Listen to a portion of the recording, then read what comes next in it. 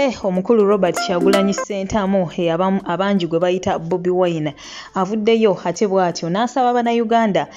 omuyimbi Skin munnange bamuwe chance bamuwagire naye nga mwasiibye mutya yonna gye musinziira kubeera nga ate mumpuliriza mujje baliko gyonna gye mutuusako engalo basasirako mmwe abayita mu bizibu eby'enjawulo basanyukirako mmwe abatuuse ku buwanguzi Mwabakuliza amazaalibwa olunaku olwaleero baagaliza amazaalibwa amalungi ag'essanyu abafiiriddwako abantu bammwe emyoyo gy'abagenzi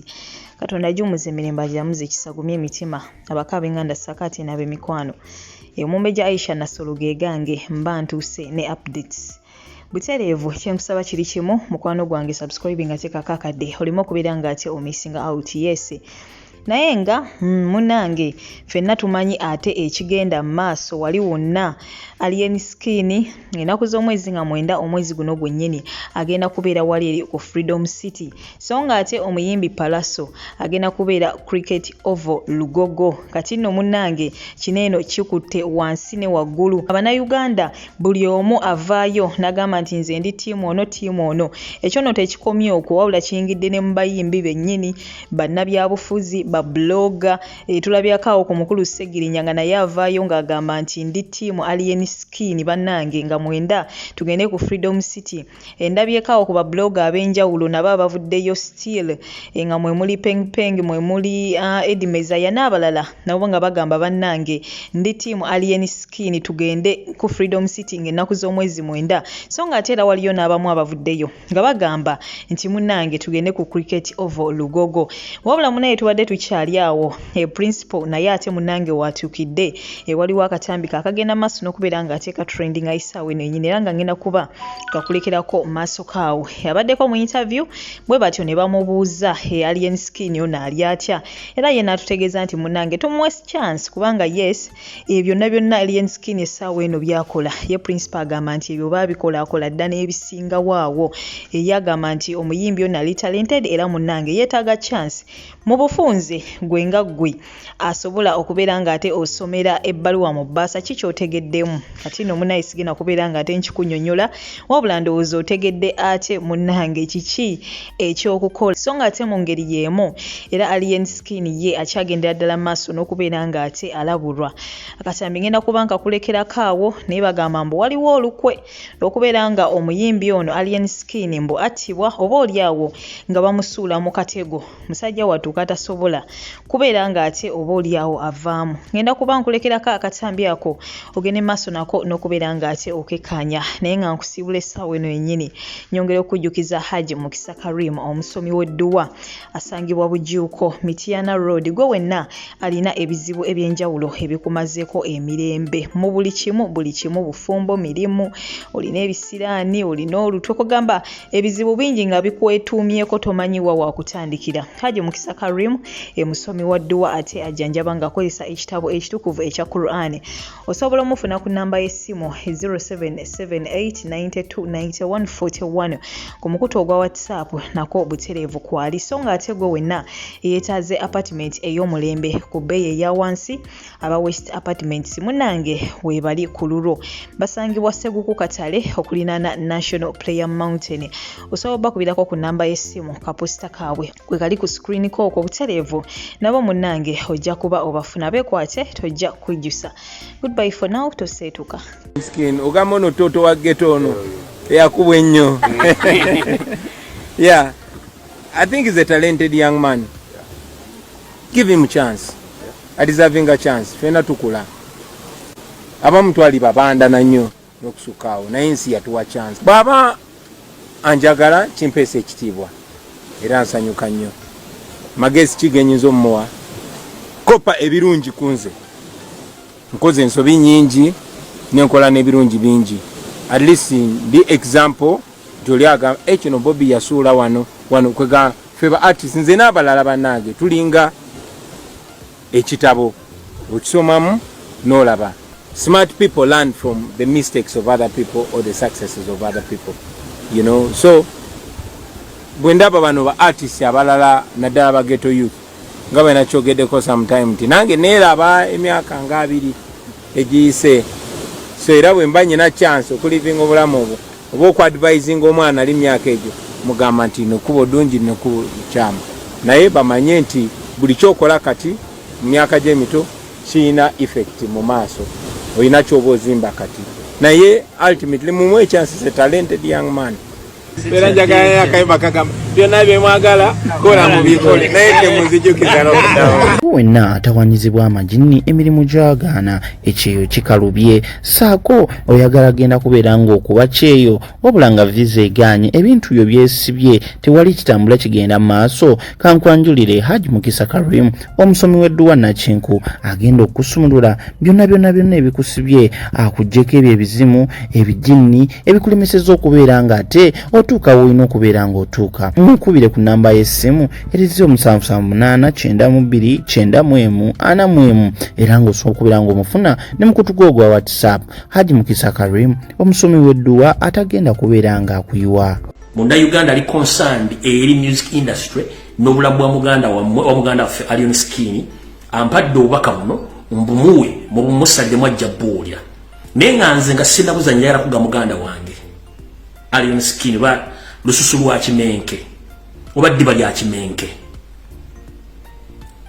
bakutambulirako ba musician oba artist bakutambulirako state ekutambulirako mu ngeri ewoba endala naye mu bantu boyina okwewala mu bulamu bwo mu music industry wewala omusajja gwe bayita balamu balugahale nkiddamu mu bantu boyina okwewala wewala omusajja gwe bayita balamu balugahale olunaku lw'olusinkana balamu n'otule mu meeting oba meeting erimu mu kyererezi oba eri mu closed door oba kiki wagenda okuva ensibuko yo ey'okubonaabona oba olunaku lw'olusinkana amafiina wagenda okuva olunaku lw'okubonaabona ekirala weewala okugenda nnyo okufuna buli mwaka oleetera microphone akuggyako interview nakyo kyewale bwe bubaka bwange bwengenda okukuwa nga sinnakuwa bubaka buno oba munnayuganda ali concerned about your life n'embeera ze za bulijjo kamala okusanya obubaka buno bwa munnayuganda akulumirirwako then tugende ku information ya Museveni general mugenda kutya Museveni timwefuulidde takyategeera kubanga kiyabala kimubala yekennyini buno obubaka bwa lusu lwa kimenke Allion Skin muganda ekali byose yote akansobera oli bulungi mukama katonda yeebale kukuuma akati nyina ekintu kyenja okukusaba mu muganda wange era kyemmanyi okiraba muvubuka ono omulaba muvubuka wa ghetto omumanyi era omugoberera y'omu ku bayina ettutumu okuva omwaka guno bwe gwatandika naguli nga gugwako musicale era y'omu ku bantu asanyusa abaana ab'emyaka gye crowd agipuulinze okugizza ku sayidi ye otunulira abayimbi nga Bakenzo abaali bakikuba tebakyalina nyimba kuba Kenzo ne international takyagenda ensonga lwaki nkuleetedde ekifaananyi ky'omuvubuka oyo oba n'okukusaba okuwoninga omuvubuka oyo kubanga owulirizibwa abantu bangi era bw'oyogera ekintu bagamba gundi yayogedde kyo olaba nti ne lisiti gy'owata ey'abantu bw'owata bonna baasattira n'emmawo n'agyogerako kubanga baali bakiraba nti b'oyogedde bazze bafa wagamba waliwo omuyimbi omunene agenda oggwa oba bagenda kutta mu bayimbi wabula mayinja okufuluma eggwanga ebigambo byasatuleetinze eby'omunvuuvuumu nti okufa kwa Isima kwali kutwala mayinja era ayinza okuba nga abadde anaatera bwe kitaba kinnyo wabula mayinja yasimattuse n'agenda